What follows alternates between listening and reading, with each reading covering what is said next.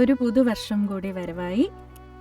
ഈ കഴിഞ്ഞുപോയ വർഷത്തിൽ നമ്മൾ മലയാളികളുടെ മനസ്സിൽ ആഴത്തിൽ പതിഞ്ഞ ഒരുപാട് അനുഭവങ്ങൾ നമുക്കുണ്ടായിട്ടുണ്ട്.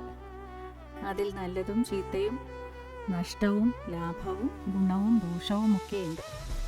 പക്ഷെ നമ്മളെല്ലാവരും ഒത്തൊരുമിച്ച് പൊരുതുന്ന നമ്മുടെ സ്വന്തം വയനാട്ടിലെ മുണ്ടക്കയും ചൂരൽമലയും നമ്മുടെ സഹോദരങ്ങളുമൊക്കെ ഒരിക്കലും നാം കൈവിടില്ല.